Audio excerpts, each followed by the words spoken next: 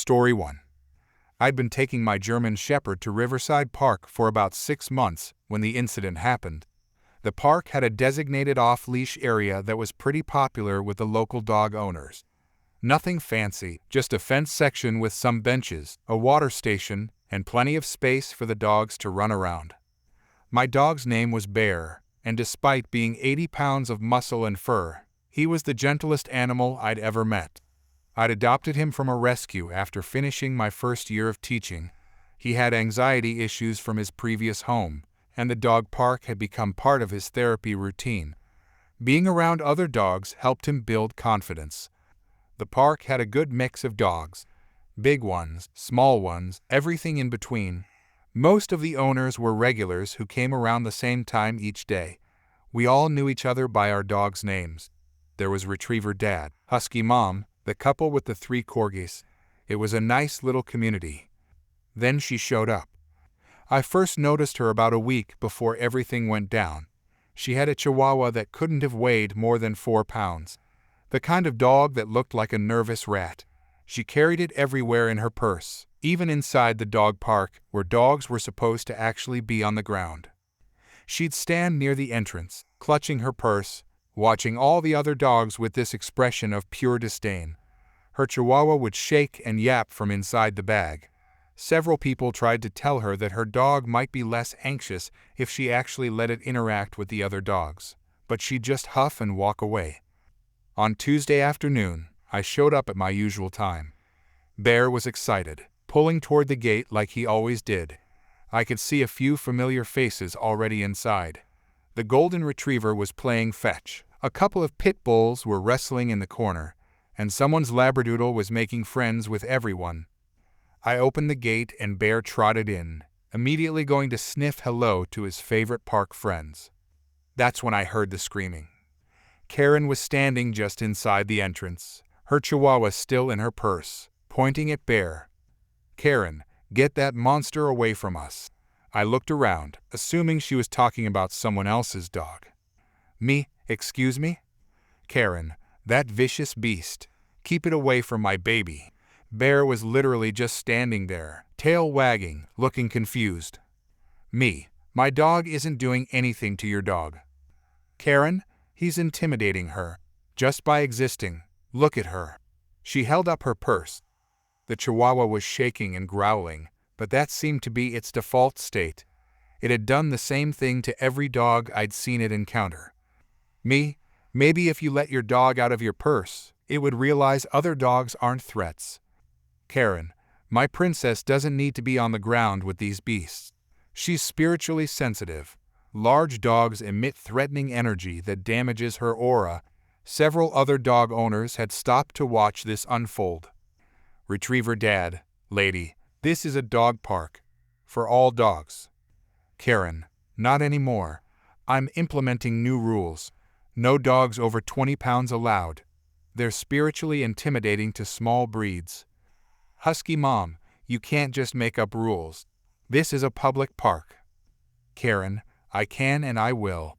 My Chihuahua has just as much right to feel safe here as these oversized mutts. Me, all the dogs here are well behaved. Nobody is threatening your dog." "Karen, your dog looked at her. That's a direct spiritual attack." Bear had indeed glanced in her direction, mainly because she was screaming. He'd already lost interest and was sniffing a particularly interesting patch of grass. "Karen, I'm giving everyone with large dogs 5 minutes to leave. After that, I'm calling animal control." Corgi couple. Animal control isn't going to remove dogs from a dog park for existing while large. "Karen, we'll see about that." She pulled out her phone and actually started dialing. We all kind of stood there, curious to see where this was going. Karen spoke to someone on the phone, explaining that there were dangerous dogs intimidating her service animal. Her Chihuahua was definitely not a service animal. When she hung up, she looked triumphant. "Karen, they're sending someone. You all better leave before you get cited." Nobody moved. She got increasingly agitated as we all just continued letting our dogs play. Her face turned red and she started pacing near the entrance. "Karen, fine. If you won't respect my authority, I'll make you." She marched over to the nearest bench, climbed on top of it, and raised her arms like she was addressing an army. "Karen, attention. Attention everyone. This territory is now under Karen law. All dogs exceeding the 20-pound limit must vacate immediately. This is non-negotiable." Retriever Dad, did she just declare martial law at the dog park? Husky Mom, I think she declared Karen law, which is somehow worse. Karen, I'm serious. Under Karen law, large dogs are banned for spiritual intimidation. Anyone who refuses to comply will be prosecuted to the fullest extent. Me, the fullest extent of what? You're not a government. Karen, I'm the government now. I've claimed this territory in the name of small dog safety and spiritual protection. She was still standing on the bench, her chihuahua yapping from inside her purse, looking absolutely unhinged. That's when the animal control officer arrived. He walked into the dog park, looked around at all the calmly playing dogs, then looked at Karen standing on the bench. "Officer, I got a call about dangerous dogs." Everyone pointed at Karen. "Officer, ma'am, can you get down from there?" Karen, "Officer, thank goodness you're here. These people are violating Karen law." Officer, "Karen law?" Karen, "The new regulations I've implemented for this park. No dogs over 20 pounds. They're spiritually intimidating my chihuahua." The officer looked at her, then at all of us, then back at her. "Officer, ma'am, you can't implement regulations at a public park." Karen, "Yes, I can. I claim this territory." Officer, "That's not how public parks work." Karen, "My chihuahua is a service animal, and these large dogs are interfering with her duties." Officer, "What service does she provide?" Karen, "Emotional support and spiritual protection." Officer, "That's not a service animal, and even if it was, you can't ban other dogs from a public dog park." Karen, "This is discrimination. You're discriminating against small dogs." Officer, "I'm not discriminating against anyone. I'm telling you that you can't make up laws." Karen, "Fine. If the government won't protect us, I'll take this to the mayor, the governor, the president if I have to." Officer, "You do that. In the meantime, get down from the bench." She climbed down, clutching her purse, muttering about spiritual warfare and large dog conspiracies. Officer, "If your dog is anxious around other dogs, maybe the dog park isn't the right environment." Karen, "Or maybe large dogs shouldn't exist." She stormed out, still ranting about Karen law and spiritual intimidation. The officer shook his head. "Officer, you folks have a good day. Sorry about that." Retriever Dad, just another Tuesday at Riverside Park. We never saw her again. Someone said they spotted her at a different park trying to measure dogs with a tape measure to enforce her 20-pound rule, but I can't confirm that. Bear got extra treats that day for surviving spiritual intimidation with grace and dignity. Story 2. I've been a crossing guard at Riverside Elementary for about 5 years now. It's not complicated work. I stand at the crosswalk on Oak Street twice a day, help kids cross safely, make sure drivers slow down. Most days it's pretty peaceful. Kids are loud and chaotic, but that's just how kids are. They're excited to get to school or excited to go home. Nobody expects them to cross the street like they're at a funeral. The problem started about 3 weeks ago, when a new neighbor moved into the house right across from my crossing zone. I didn't think much of it at first. New people move in all the time, but this woman made herself known pretty quickly. It was a Thursday morning. I was in my bright yellow vest holding my stop sign while a group of second graders crossed. They were laughing about something, the way kids do. One of them was skipping. Another was singing some song from a cartoon. Just normal kid behavior. They made it across safely and headed toward the school entrance. That's when I heard the door slam. The woman from the corner house was marching down her driveway. She was wearing a bathrobe and slippers, which should have been my first warning sign that this conversation wasn't going to be reasonable. "Karen, excuse me. You need to control those children. Me, good morning. Is there a problem?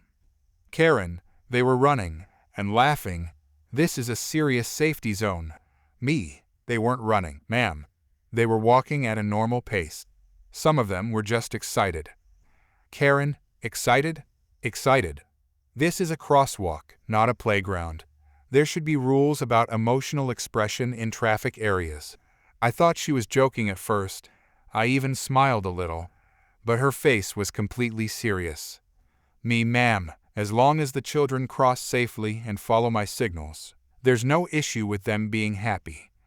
Karen, I've been observing this intersection for 3 days now, and the level of joy is completely inappropriate for a traffic control zone.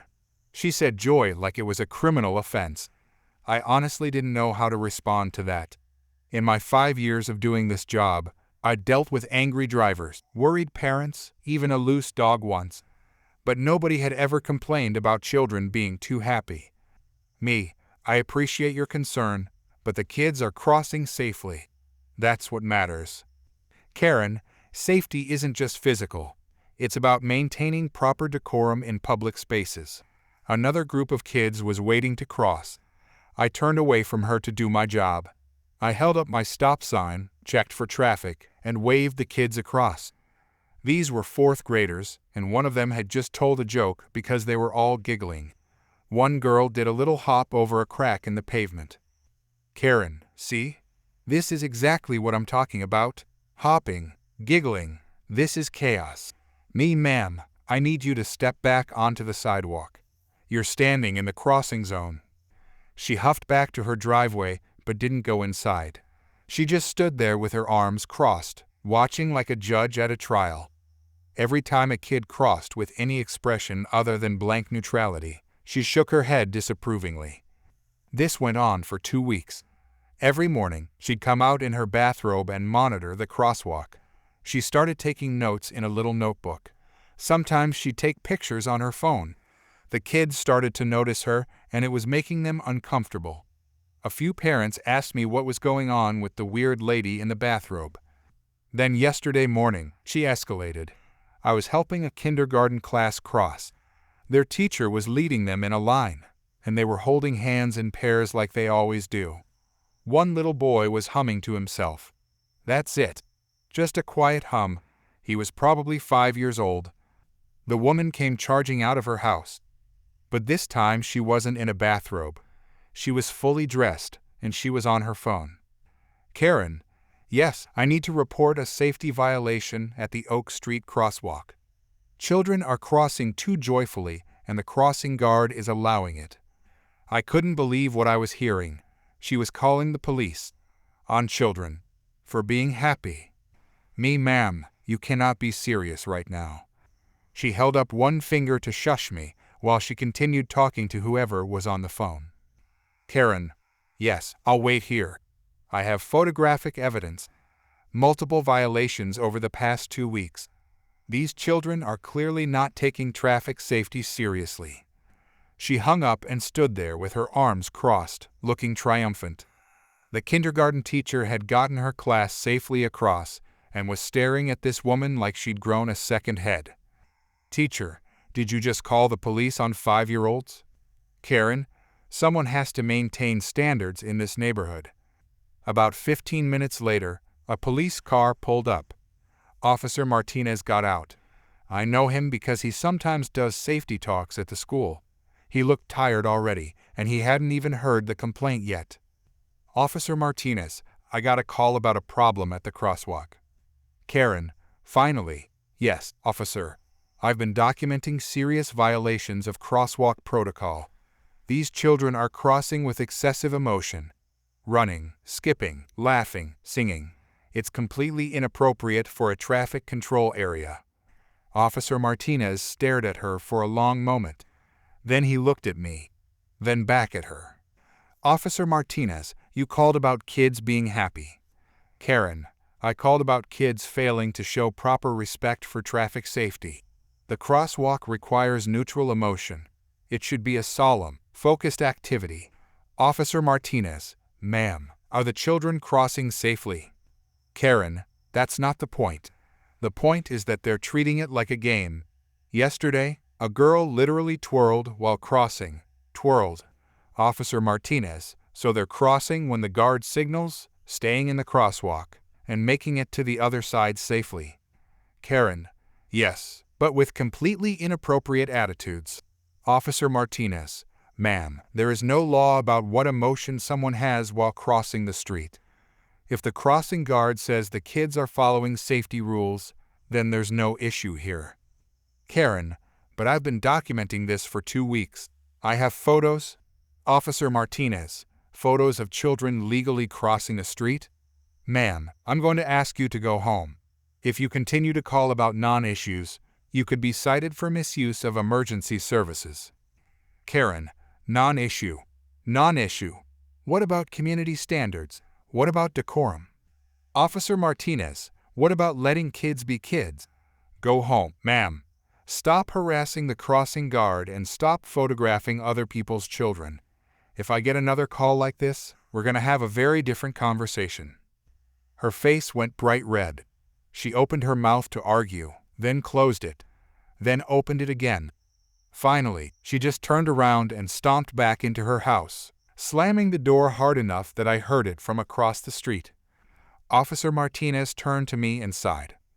Officer Martinez, please tell me this isn't a regular thing. Me, first time anyone's called the cops on kids for being happy. Plenty of other complaints over the years, but this is a new one. Officer Martinez, I've been doing this job for 12 years. I thought I'd heard everything. Apparently not. He got back in his car and left. The morning continued like normal. Kids crossed. Some walked, some skipped, some laughed. One second grader asked me if the angry bathrobe lady was gone. I told him not to worry about it. The woman doesn't come out anymore during crossing times. I see her watching from her window sometimes, probably still taking notes in her little notebook. But she stays inside. The kids have gone back to crossing the street the way kids should. Safely, sure, but also joyfully, because that's what being a kid is about. And no amount of phone calls to the police is going to change that. Story 3. I'd been working at Prestige Department Store for about 18 months when it happened. I started there right after graduating college, while I figured out what I actually wanted to do with my communications degree. The job was fine, mostly folding clothes and helping customers find their sizes. The pay covered rent and my student loans, which was all I really needed. I worked in the women's clothing section on the second floor. We had maybe 30 mannequins scattered throughout the department, displaying various outfits from casual wear to business attire. They'd been there since before I started, standard department store mannequins. Tall, slim, featureless white forms. Nothing unusual about them. It was a Saturday afternoon, which meant the store was busy. Families shopping for back-to-school clothes, couples browsing the sales racks, the usual weekend crowd. I was straightening a display of cardigans when I heard someone talking very loudly near the business wear section. I looked over and saw a woman standing in front of one of the mannequins wearing a pantsuit. She was staring at it like it had personally insulted her. I walked over, assuming she needed help finding something. Me, hi there, can I help you with anything? She turned to me, pointing at the mannequin. Karen, do you see this? Me, the mannequin? Karen, this offensive display of unrealistic body standards. I looked at the mannequin. It was the same mannequin that had been there for months. Nothing had changed about it. Me, I'm not sure I understand. Karen, look how thin it is. Look at those proportions. This is body shaming. Me, it's just a mannequin. It's meant to display clothes. Karen, it's meant to make women like me feel inferior. Look at it. Nobody actually looks like this. Me, mannequins aren't really designed to represent real bodies. They're just forms to show how clothes hang. Karen, that's exactly the problem. By showing clothes on unrealistic bodies, you're telling customers that they need to look like this to wear these clothes. Me, I don't think that's the intention. It's just a standard display mannequin. Karen, standard. Standard oppression, maybe. This stick figure is directly body shaming me just by existing in my line of sight. Several other customers had stopped shopping to watch this unfold. Me, I'm sorry you feel that way, but it's just a piece of plastic. Karen, just plastic. Just plastic. This plastic is contributing to societal beauty standards that harm real women. It's violence. Me, I really don't think a mannequin can commit violence. Karen, psychological violence. Every second I look at this thing, I feel worse about myself. That's assault. Me, maybe you could shop in a different section if it bothers you. Wrong thing to say. Karen, oh, so now you're telling me to leave? You're discriminating against me because I'm calling out your harmful displays. Me, no, I just meant if the mannequin upsets you, you might be more comfortable looking at clothes elsewhere in the store. Karen, I shouldn't have to move. This mannequin should be removed. Me, I can't remove the mannequins. They're part of the store's display design. Karen, then change them. Resculpt them to reflect inclusive beauty. This needs to look like a real woman with real curves and real proportions. Me, I don't have the authority to redesign mannequins. That would be a corporate decision. Karen, then get me your manager. Someone with actual power to fix this body-shaming nightmare. I called my supervisor, a woman named Patricia who'd been with the company for 15 years. She'd dealt with every type of complaint imaginable. She arrived looking tired, which was her default expression on Saturdays. Patricia, hello, I'm the department supervisor. What seems to be the problem? Karen, your mannequins are body-shaming me. I demand they be replaced with mannequins that represent diverse body types. Patricia, I understand your concern, but our mannequins are standard retail display forms. They're not meant to represent any specific body type. Karen, that's a lie. They clearly represent thin bodies. Where are the plus-size mannequins? Where are the ones with curves? Patricia, we do have some plus-size mannequins in our plus-size section. Karen, so you're segregating body types. That's even worse. All mannequins should reflect all bodies. Patricia, the mannequins are organized by the clothing sections they display. Plus-size mannequins wear plus-size clothes. Karen, I want this specific mannequin changed. Right now, it's triggering me. Patricia, I'm not able to change the mannequins. If you'd like, I can provide you with corporate contact information where you can submit feedback. Karen, feedback. I don't want to give feedback. I want immediate action. This is a hostile shopping environment. Patricia, I'm sorry you feel that way, but there's nothing I can do about the mannequins today. Karen, fine, if you won't remove it, I will. Before either of us could react, she grabbed the mannequin by the waist and tried to push it over. The mannequin was bolted to a heavy base and didn't budge. She pushed harder, grunting with effort. Me, ma'am, stop. You can't do that. Karen, I'm liberating this space from body fascism. She kept pushing, putting her full weight into it. The mannequin tilted slightly, but the base held firm. Patricia, ma'am, you need to stop immediately or I'll call security. Karen, call them. They'll understand that I'm fighting oppression. She gave one more huge shove, and the mannequin tilted further, making a scraping sound against the floor. The pantsuit it was wearing started sliding off. Patricia pulled out her radio. Patricia, security to women's wear, second floor. Customer tampering with displays. Karen stopped pushing and whirled around. Karen, tampering. I'm protesting. This is my First Amendment right. Patricia, your First Amendment right doesn't include vandalizing store property. Karen, this isn't vandalism. This is activism. 2 security guards arrived within a minute. They assessed the situation quickly, one of them looking at the tilted mannequin, the other watching Karen. Guard 1. Ma'am, we're going to need you to leave the store. Karen, I'm not leaving. I'm in the middle of important social justice work. Guard 2. You were attempting to destroy store property. That's grounds for removal and potential charges. Karen, destroy. I was trying to save people from psychological harm. That mannequin is a weapon of body shaming. Guard 1. It's a mannequin. and you need to leave now. Karen, this is censorship. You're silencing me because I'm speaking truth to power. Guard 2, we're removing you because you tried to knock over a mannequin after being asked to stop. They moved to escort her out. She pulled away from them dramatically. Karen, don't touch me.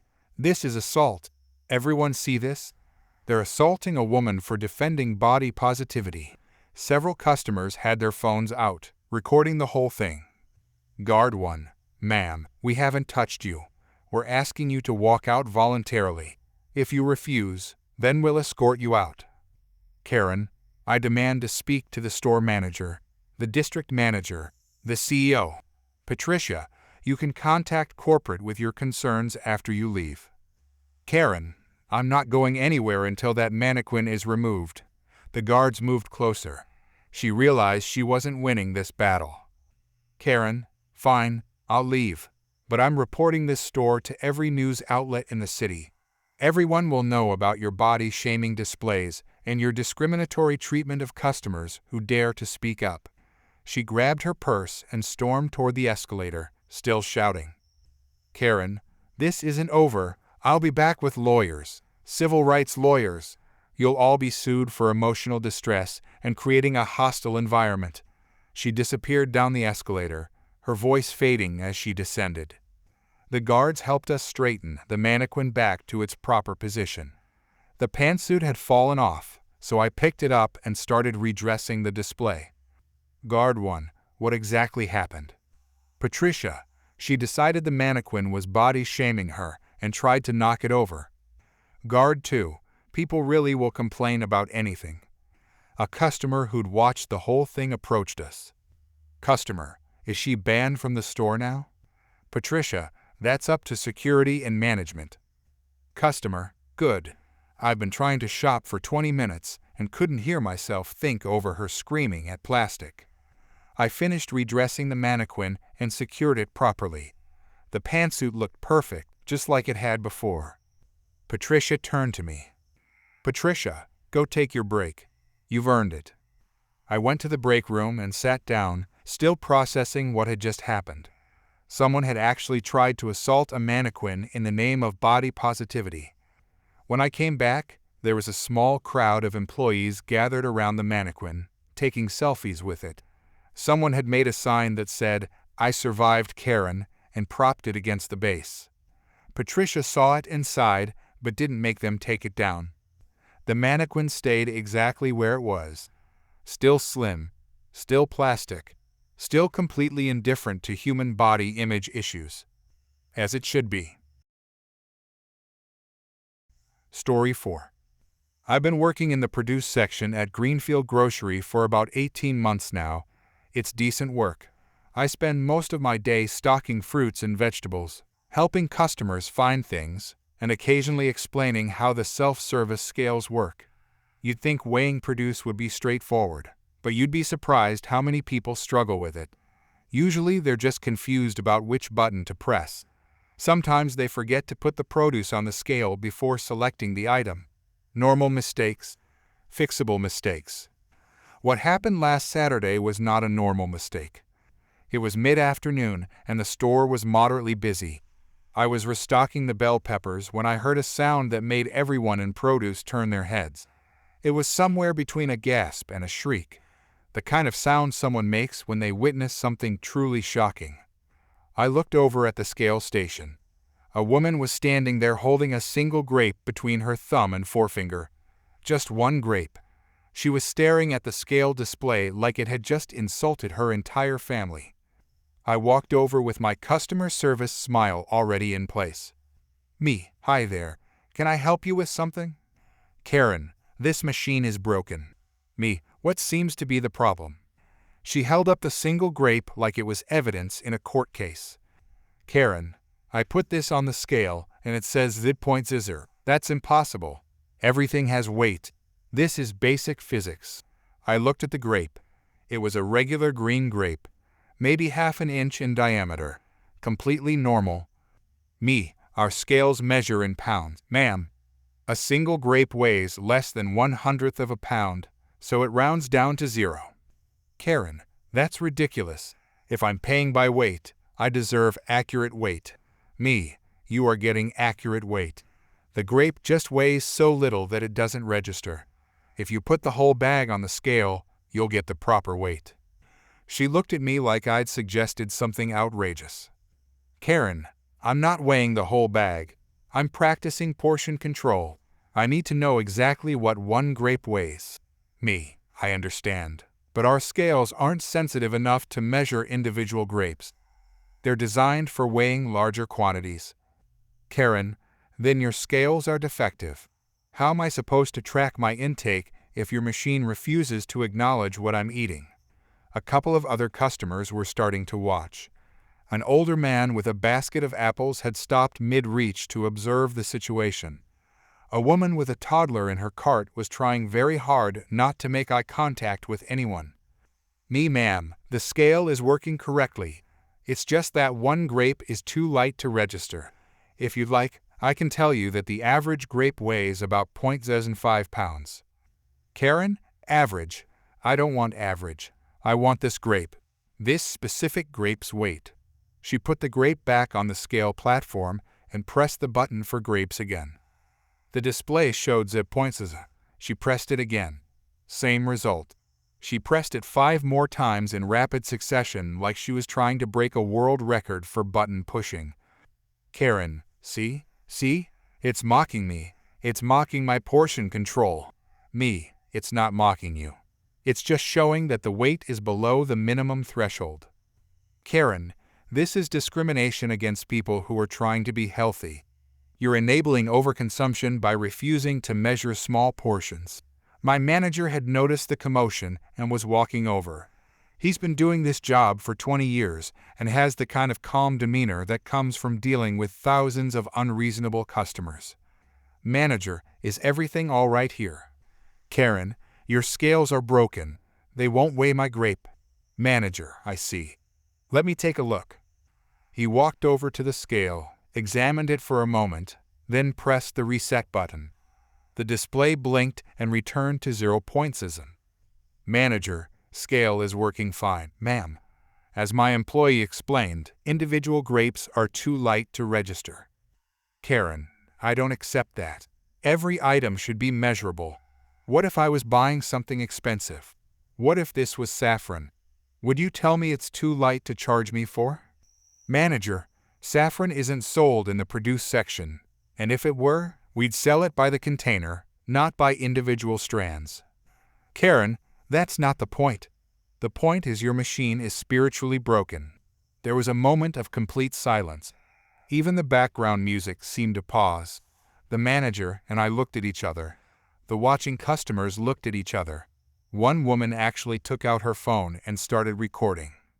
Manager, spiritually broken. Karen, yes, it's rejecting my wellness journey. It's creating negative energy around my dietary choices. I can feel the hostility coming from this machine.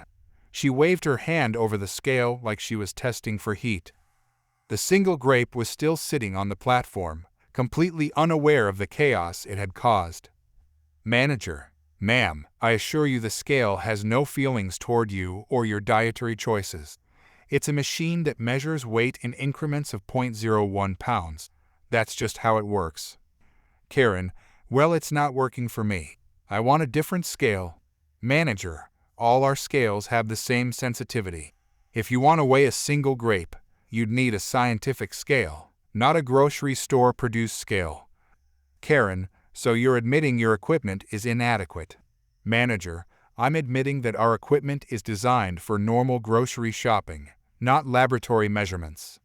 She grabbed the grape off the scale and held it up to the light, examining it like it contained secrets of the universe. Karen, fine. I'll buy the whole bag and weigh them at home on my kitchen scale, which actually respects portion control. She stomped over to the grape display and grabbed a bag. Then she walked to the scale again. This time she put the entire 2-pound bag on the platform. The display showed 1.97 pounds. She stared at it suspiciously. Karen, why isn't it exactly 2 pounds? The bag says 2 pounds. Manager, because produce weight varies naturally. Close to 2 pounds is normal. Karen, nothing about this experience has been normal. Your scales are gaslighting me. She grabbed the bag off the scale and threw it in her cart, then pushed the cart toward the registers like she was storming a battlefield. Everyone in produce watched her go. When she was safely out of earshot, the older man with the apples spoke up. Customer, did she just say the scale was gaslighting her? Manager, that is what she said, yes. Customer, I've been shopping here for 30 years. This is a new one. The woman who'd been recording put her phone away and shook her head. Recording woman, nobody's going to believe this. I went back to stocking bell peppers. My manager reset the scale one more time, just to make sure it was working. It had been working the entire time. A couple of customers came by to weigh their produce and had zero problems. The scale measured their apples, their tomatoes, their zucchini. Everything that weighed more than 0.01 pounds showed up just fine. About an hour later, I was helping a kid pick out a watermelon when I saw the woman at the customer service desk. She was arguing with a front-end manager about something. I couldn't hear the full conversation, but I caught a few words. Hostile environment, wellness sabotage, spiritual harm. The front-end manager had the same exhausted expression my manager had worn earlier. Eventually, the woman left, still clutching her bag of grapes. My coworker came up next to me while we both watched her exit through the automatic doors. Coworker, what was that all about? Me, she tried to weigh a single grape and the scale showed 0. She said it was spiritually broken. Coworker, spiritually broken. Me, that's what she said. Coworker, I've been here 6 months and I thought I'd seen everything. Me, give it time. There's always something new. I still work in the produce section at Greenfield Grocery. The scales still work exactly the same way they always have. And every time I see someone weighing grapes, I hold my breath for just a second, wondering if today's the day someone else tries to weigh a single grape and declares war on basic physics. So far it hasn't happened again. But I'm ready if it does. Because in retail, you learn pretty quickly that the most ordinary objects can become the center of the most extraordinary meltdowns. And sometimes, a single grape is all it takes.